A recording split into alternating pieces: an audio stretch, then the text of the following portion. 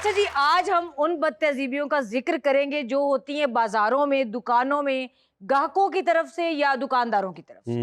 अच्छा जी, उसमें पहली बदतहजीबी ये है कि जब कोई कस्टमर किसी दुकानदार से इसरार कर रहा होता है, किसी चीज की कीमत पूछ रहा होता है या कह रहा होता है मुझे फलां जूता या कपड़ा दिखाएं, तो दुकानदार सब बिजी होते हैं रील्स देखने में, इंस्टाग्राम की या फेसबुक, टिकटॉक, कहीं ना कहीं वो बिजी होते हैं।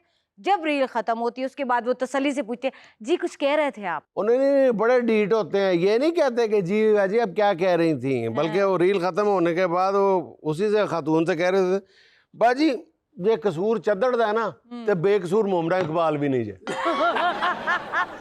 सर मेरा भी एक कजन है, उसकी भी परचून की दुकान है। अच्छा। वो भी रील्स देखने की बीमारी में मुब्तला है जी। वो सिर्फ रील्स देखने की नहीं, वो रील्स दिखाने की बीमारी में भी मुब्तला है। वो सारा दिन दुकान पे बैठा यही काम करता है। नहीं सर वो नहीं, वो दूसरा है। अच्छा फिर सर वो रील्स देख रहा था, कस्टमर ने आके कहा मुझे पाव घी देना, कहना उधर से जाके उठा लो। अच्छा वो जानते हैं 2 किलो का पैकेट चुक के ले गया। हमारे कजन की दुकान पे तो टोटल आधा किलो घी था। सर वो नहीं, वो तो तीसरा मशहूर ही पूरे इलाके में आधा किलो के वाला दुकान था। सर वो नहीं, वो तो बेचारा बाद च दुख कर रहा सी कि काश मैं दी रील ही बना लेंदा, बड़े व्यूज मिलने से। सर ਉਹਨੂੰ रील ना बनाने ਦਾ दुख सी, ਘਿਓ ਜਾਣ ਦਾ ਦੁੱਖ ਨਹੀਂ ਸੀ। यार वैसे ਉਹਨੂੰ ਪਿਓ ਜਾਣ ਦਾ ਵੀ ਦੁੱਖ ਨਹੀਂ ਸੀ। हाँ उन्हें ते अब्बे दी डेड बॉडी ते भी इस गाने ते रील बनाई सी टुर गए यार मोहब्बतां वाले।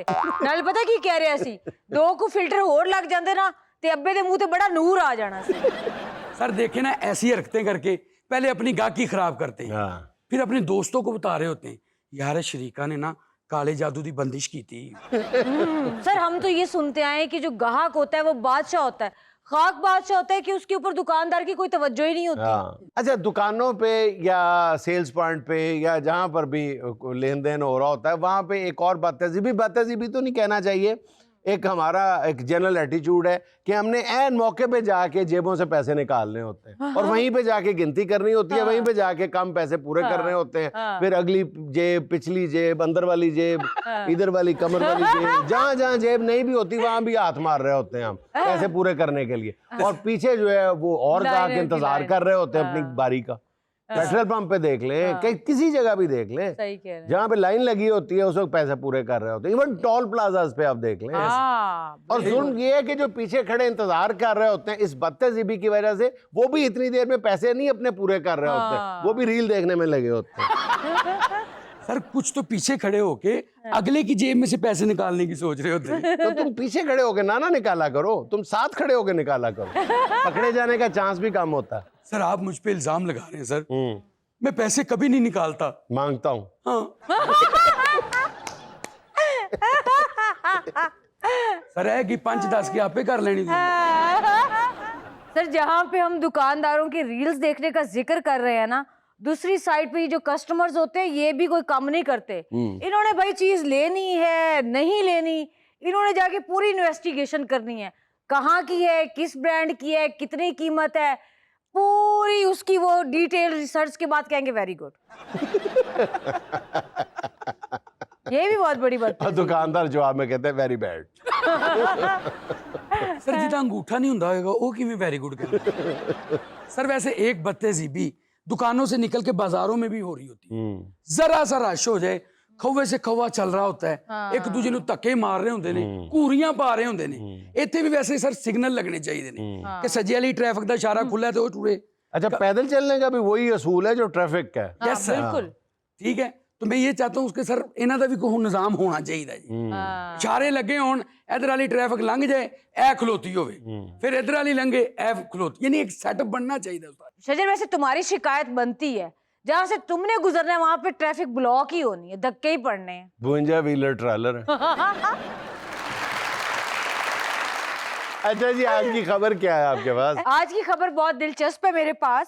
भारतीय रियासत उत्तर प्रदेश की अदालत में दिलचस्प वाकया, बंदर ने वकील से 2 लाख रुपए छीन लिए। वकील से बंदर ही छीन सकता है। वकील का कोई केस लड़ रहा होगा, बंदर लड़ रहा होगा। बंदर पैसों से भरा बैग लेकर दरख्त पर चढ़ गया और नोट हवा में बिखेर दिए। सर वैसे इमेजिन करें बंदर ऊपर से पैसे फेंक रहा हो, नीचे वकील पैसे लुट रहे हैं, हथकड़ी लगे मुजरम ही पैसे चुक रहे ने। वकील कह रहे रख दे मेरे ने, वो कह रहे हले नहीं तेरे, केस शुरू होएगा ते तेरे ने।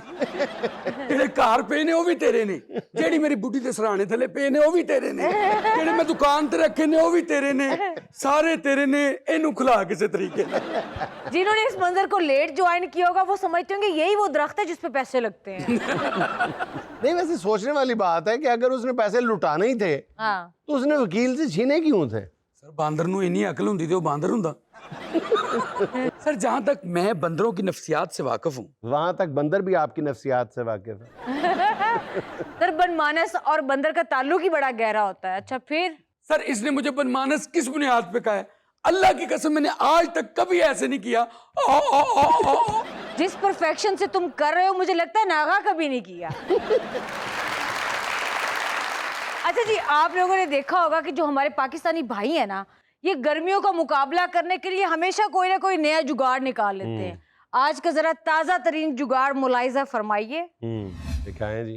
वाह, ओ पीछे टैंक है, ऊपर उसने शावर लगाया और हेलमेट पहना हुआ है। वाह जी वाह, सर वाह जी वाह। अच्छा थोड़ी दूर जाए तो पता चले जी कि नीली टैंकी में पानी तो अभी काफी पड़ा हुआ है, मोटरसाइकिल की टैंकी में पेट्रोल खत्म हो गया। तू बह के नहांदा रहा मोटरसाइकिल पे।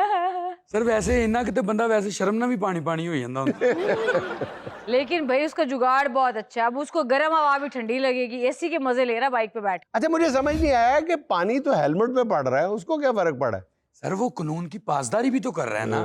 सर वैसे जितने मर्जी जुगाड़ कर रहे हैं, लेकिन गर्मी से बचने का मुजरब जुगाड़ भला क्या है? क्या? ससुराल जाके रहना। खुदा का नाम लो, सास की जली कटी बातें जो है ना, वो कगान नादान क्या साइबेरिया जाके सुनो तो भी तन बदन में आग लग जाती है। सर एसी के नीचे वो भी अच्छी लग रही है। और जब शजर जैसा बंदा जाके ससुराल में टिकी होता है ना, तो सास को वो सारे रिश्ते याद आ जाते हैं जो उसने ठुकराए होते हैं।